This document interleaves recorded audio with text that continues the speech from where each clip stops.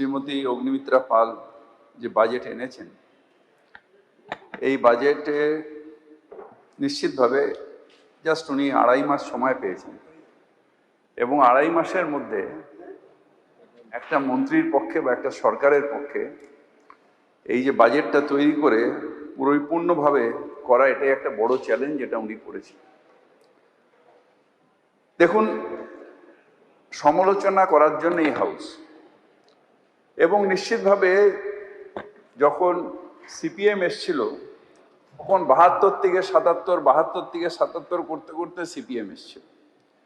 আবার যখন আমরা এসছিলাম 11 সালে, 34 বছর তারা ছিল। আবার 11 যখন আমরা এসছি, 34 বছরটাকে নিয়ে সিঙ্গু, নন্দীগ্রাম বা অন্য করে আমরা সেই সময় কিন্তু ক্রিটিসাইজ করেছি। শিখাদি নিজেও ছিল, তুমিও ছিল। তারপরেও এবারও নিশ্চিতভাবে আপনাদের এই 15 বছর আমরা ছিলাম, 15 বছর আমাদের নিশ্চিতভাবে অনেক ভুল হয়েছে, কিন্তু 15 বছরে কিছু হয়নি, কিছু করিনি, কোনো ডেভেলপমেন্ট হয়নি, এ কথা কিন্তু ঠিক নয়। আবার একটা সময় আসবে যখন আপনারাও চলে যাবেন, তখন এই হাউসেই আপনাদের নিয়েও সমালোচনা হবে। হয়তো যাকে 99 হোক, 100 বছর হোক, 200 বছর হোক, 500 বছর হোক, একটা সময় তো আসবে। হয়তো আমি বেঁচে থাকবো না, কিন্তু থাকবে তো একটা সময়, সেটা তো হবে। এটা ন্যাচারাল, এটা কারোকে ক্রিটিসাইজ করছি না। হয় সবাই ভাবে, আমরা যখন এসেছিলাম তখন ভেবেছিলাম 15 বছর নয় 50 বছর থাকবো, কিন্তু সেটা তো বাস্তব না। একটা সময় এরকম আসবে, কিন্তু সেখানে ক্রিটিসাইজ হবে। কিন্তু আজকের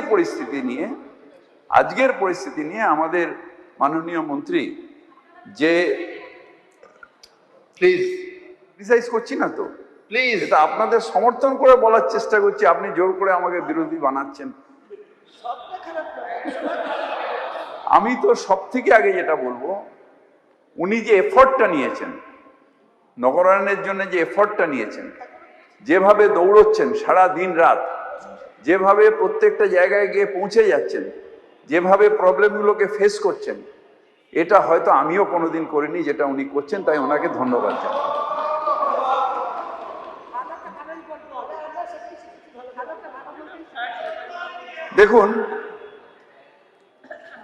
দেখুন, নগরায়ণ একটা কন্টিনিউয়াস প্রসেস। আমাদের কখনোই নগরায়ণ এমন একটা প্রসেস, যে প্রসেসটা কোনোদিনই সব করে ফেলেছি এটা কেউ বলতে পারবে না। ম্যাডামও আরো 5 বছর, অনেক বছর কাজ করুক, কিন্তু করার পরেও বলতে পারবে না যে আমরা সব করেছি। কারণ রোজ মানুষের নতুন ডিমান্ড আসে, সমস্যা নতুন আসে, সেই সমাধান করতে হয়। নগরায়ণ এমন একটা জায়গা যেখানে মানুষের, সারা বাংলার মানুষ না, সারা পৃথিবীর মানুষের নগরায়ণের দিকে ঝুঁকিটা বেশি। তাই আমাদের নগরায়ণের ইনফ্রাস্ট্রাকচার যতই আমরা করব, সেটা কোনো না কোনো কম হবে। কারণ মাইগ্রেশন টুয়ার্ডস নগরায়ণ বা টাউনশিপ, এটা একটা ফেনোমেনা যেটা সারা পৃথিবী ধরে চলছে। আমি আর্থিকভাবে একটু সচল হলেই আমি একটা ভালো শহরে থাকবো, আমার কাছাকাছি যে শহর, আগে সেই শহরে, তারপরে একটা বড় শহরে থাকবো, এটা ন্যাচারাল। আজকে ধরুন কলকাতায়, আমরা যারা গ্রামে আছেন তারা কলকাতায় আসছেন, কলকাতার থেকেও ভালো শহর ভাবছেন অনেকে, তাই দিল্লিতে যাচ্ছেন। আবার তার থেকেও ভালো শহর ভাবছেন, তাই অনেকে আবার অন্য জায়গায় টিঙ্গাপুরেও যাচ্ছেন। সুতরাং এইটা একটা কন্টিনিউয়াস প্রসেস। একটা সময় আসবে, যেটা আমিও স্বপ্ন দেখি, যে প্রত্যেকটা যে গ্রাম, দিলীপবাবুর যে পঞ্চায়েত, সেই পঞ্চায়েতে ইটসেলফ একটা নগরায়ণ হবে।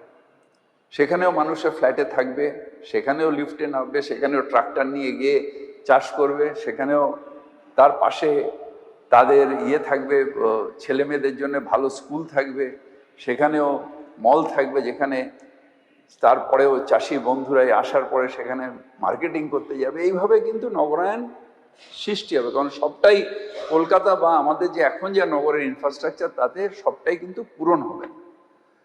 এখানে আমাদের নতুন সরকার, সেই সরকার বলেছেন যে ট্রান্সপারেন্সি নিশ্চিতভাবে ট্রান্সপারেন্সি দরকার। আমরা যারা রাজনীতিতে আছি, এক সময় ওখানকার লোক এখানে গালাগালি করে, এখানকার লোক ওখানে গালাগালি করে, কিন্তু আমাদের যাদের উপরে ভরসা করতে হয়, আমাদের যাদের দিয়ে কাজটা করাতে হয়, তারা কিন্তু একই থাকে।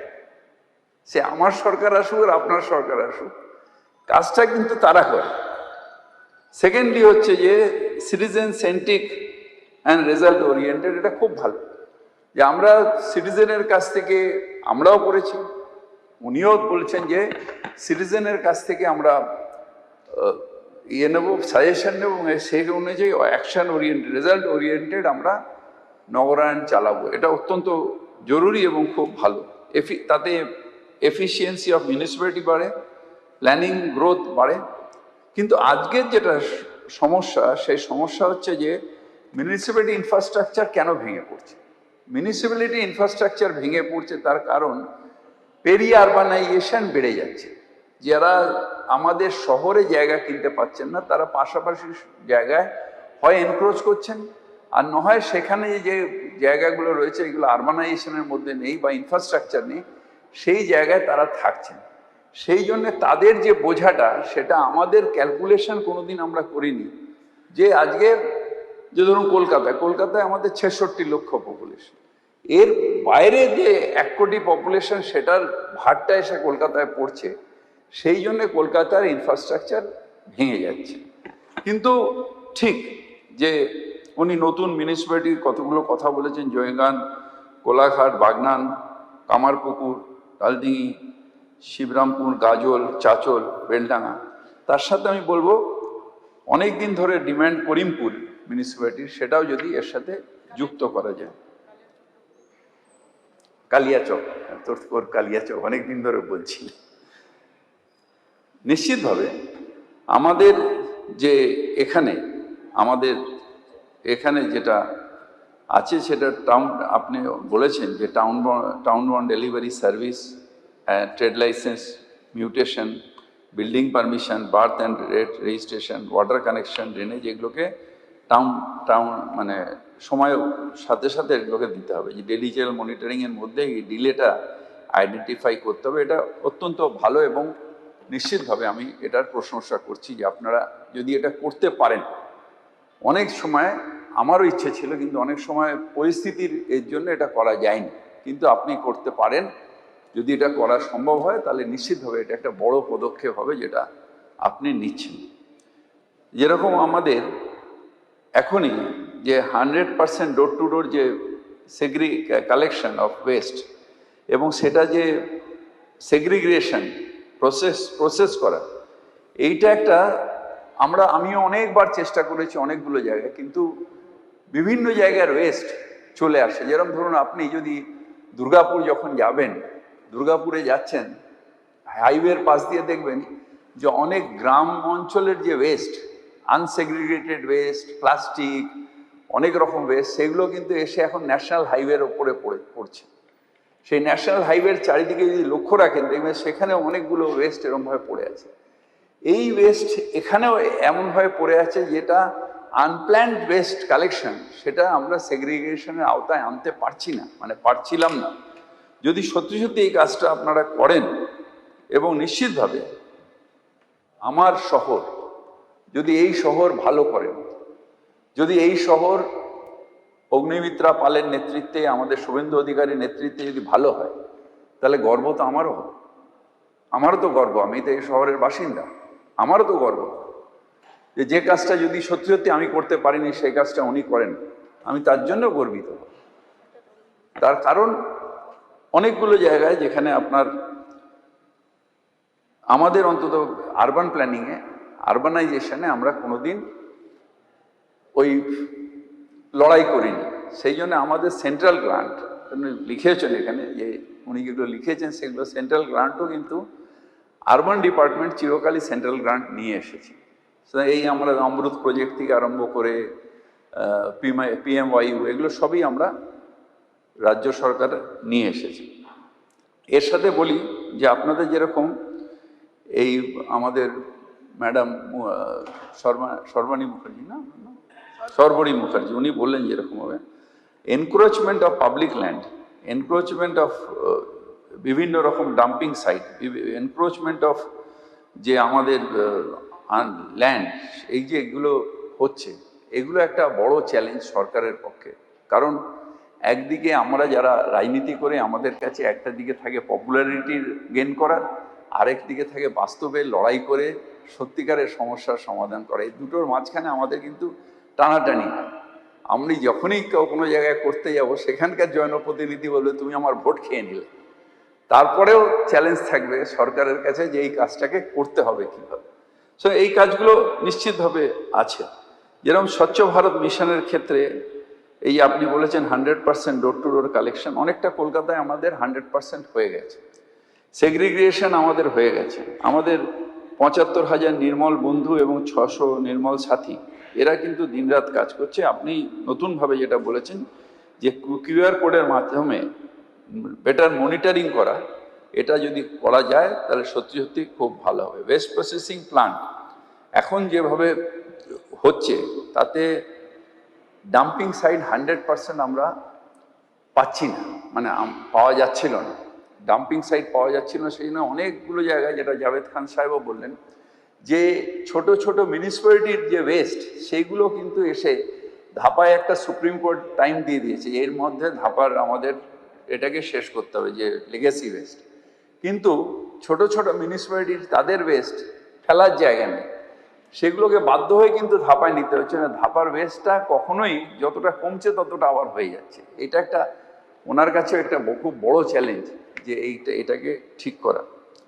তারপরে এই যে 100% সেগ্রিগেশন করা, বায়ো সিএনজি করা, ডেমোলিশন ওয়েস্টের আমাদের একটা রাজারহাটে আমরা একটা প্রজেক্ট করেছি, ম্যাডামকেও বলবো, যদি নিশ্চয়ই উনি গেছেন, অনেক দৌড়দৌড়ি করেন, ওইখানেও এই ওয়েস্ট প্রসেসিংটা কিন্তু ভালো, কিন্তু কালেকশনটা একটা খুব বড়।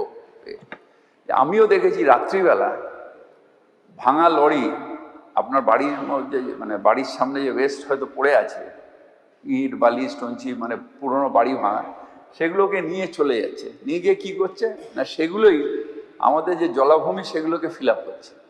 এইটা যদি পুলিশের সাহায্য নিয়ে 100% উনি করতে পারেন, যে এই পুরো ডেমোলিশিং ওয়েস্টটাই আমাদের এতে যাবে, আমাদের ডেমোলিশিং ওয়েস্ট আমাদের যে রাজারহাটে যে প্ল্যান্টটা আছে সেখানে যদি নিশ্চিত করা যায়, তাহলে জলাজমিও বাঁচবে, পলিউশনও কম হবে, আর ডেমোলিশিং ওয়েস্ট থেকে একটা ক্যালকাটা কর্পোরেশনের একটা বড় রোজগার সেটাও হবে।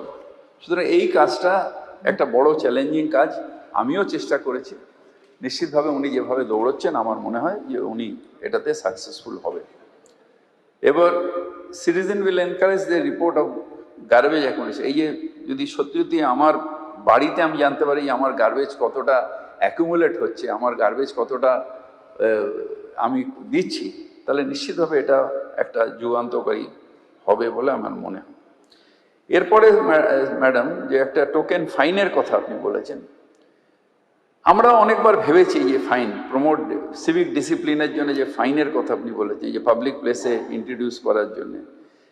আমাদের যারা মিউনিসিপ্যাল কর্মচারী তারা তো, তাদের হাতে নিধিরাম সর্দার, ঢাল নেই তলোয়ার নেই, নিধিরাম সর্দার, তাদের কাছে ম্যাডাম কতটা এইটা হবে। এরকম আপনি ওয়াটার সাপ্লাই নিয়ে বলেছেন, 15 মিনিট কি হয়ে গেল, ওয়াটার সাপ্লাই নিয়ে বলেছেন। আমি যখন এসেছিলাম 2011-এ, তখন দুটো লোকাল বডিতে ওয়াটার সাপ্লাই ছিল, আর আজকে 118টা এবং মিউনিসিপ্যাল কর্পোরেশন ধরলে প্রায় সব জায়গায় আমাদের ওয়াটার সাপ্লাইগুলো রয়েছে। আমরা যেরকম হাউজিং ফর অলে, আপনাকে একটা ছোট্ট সাজেশন ম্যাডাম, সেটা হচ্ছে যে এই যে আমরা কিছু টাকা দিচ্ছি, কেউ বাড়ি করছে কেউ করছে না, এটাতে ওয়েস্টেজ হচ্ছে, দুর্নীতি হচ্ছে। আমরা যদি শহর অঞ্চলগুলো, অন্তত গ্রামে যেটা হচ্ছে দিলীপবাবু করছেন ঠিক আছে, শহর অঞ্চলে আমরা স্টেট 4 বাড়ি, যেটা আমাদের প্রধানমন্ত্রী আবাস যোজনার থেকেই টাকা নিয়ে এবং রাজ্য সরকারের টাকা মিলিয়ে যদি আমরা অনেকগুলো বস্তিতে করেছি, সেই জন্যই ঠিকা টেনেন্সি একটাও আমি অ্যামেন্ডমেন্ট করেছিলাম এই হাউসে, যাতে এই বাড়িগুলোকে করা যায়, বস্তিগুলোকে আস্তে আস্তে ফ্ল্যাট বাড়ি করে সেই জায়গায় যারা থাকে তাদেরই সেখানে তাদের প্রোভাইড করা যায়। এই কাজটা যদি ম্যাডাম আপনি করতে পারেন তাহলে আমার মনে হয় এক সময় আসবে যে প্রমোটারের হাতে বস্তির জায়গা নয়, যারা বস্তিবাসী গরিব মানুষ তারা নিজেরা বাড়ি তৈরি করে তারাও থাকবে। হয়তো আমার ফ্ল্যাটটা একটু বড় থাকবে, তাদের ফ্ল্যাট। মাননীয় সদস্য আপনার সময় পার হয়ে গেছে। Thank you sir.